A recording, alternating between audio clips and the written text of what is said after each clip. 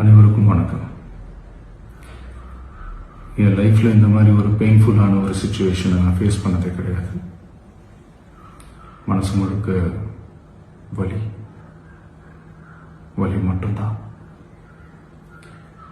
இந்த சுற்றுப்பயணத்தில் என்னென்ன மக்கள் பார்க்க வராங்க, அதுக்கு ஒரே ஒரு காரணம் தான், அவங்க என் மேலே வச்சிருக்கிற அன்பும் பாசம்.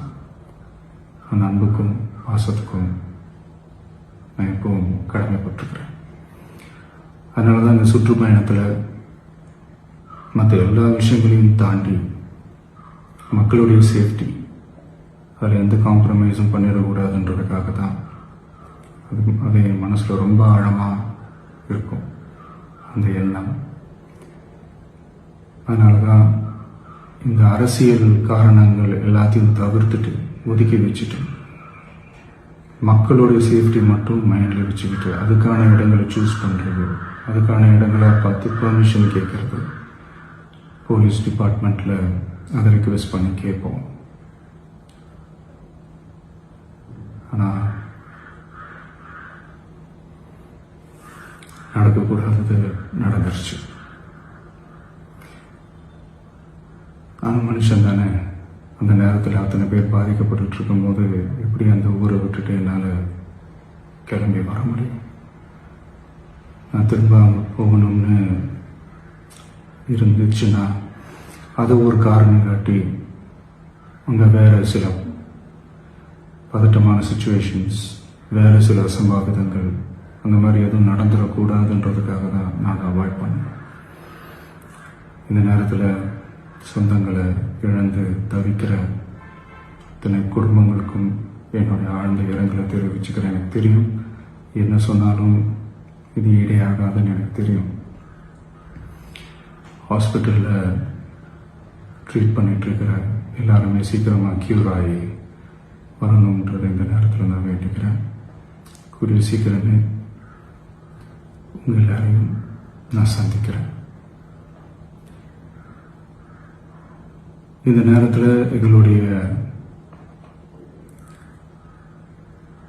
வலிகளை, எங்களுடைய நிலைமையை புரிஞ்சுக்கிட்டு எங்களுக்காக பேசின அரசியல் கட்சிகளை சார்ந்த நண்பர்கள், தலைவர்கள் அனைவருக்கும் என்னுடைய நன்றியை தெரிவிச்சுக்கிறேன்.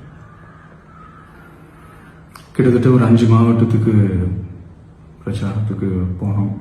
இந்த மாதிரி எதுவுமே நடக்கல. ஆனால் கரூரில் மட்டும் ஏன் எப்படி நடக்குது, எப்படி நடக்குது? மக்களுக்கு எல்லா உண்மையும் தெரியும். மக்கள் எல்லாத்தையும் பார்த்துக்கிட்டு இருக்கிறாங்க. கரூரை சேர்ந்த அந்த மக்கள் அந்த உண்மையெல்லாம் வெளியில் சொல்லும்போது எனக்கு கடவுளே நேரில் வந்து இறங்கி அந்த உண்மைகள்லாம் சொல்கிற மாதிரி எனக்கு தோணுச்சு. சீக்கிரமே எல்லா உண்மைகளும் வெளியில் வரும்.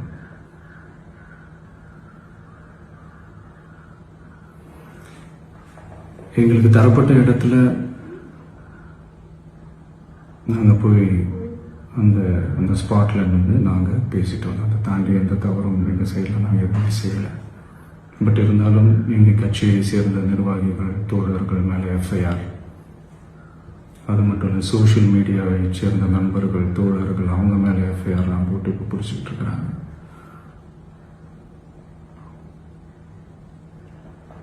சிஎம் சார், உங்களுக்கு ஏதாவது இந்த பழி வாங்கணும் அப்படின்ற எண்ணம் ஏதாவது இருந்துச்சுன்னா என்ன வேணாலும் பண்ணுங்க. அவங்க மேலே கை வைக்காதீங்க. நான் ஒன்று வீட்டில் இருப்பேன், இல்லை நான் ஆஃபீஸில் இருப்பேன். என்ன வேணாலும் செய்யுங்க. நண்பர்களே, தோழர்களே, நம்மளோட அரசியல் பயணம் இன்னும் ஸ்ட்ராங்கராக, இன்னும் தைரியத்தோட கண்டினியூ ஆகும்.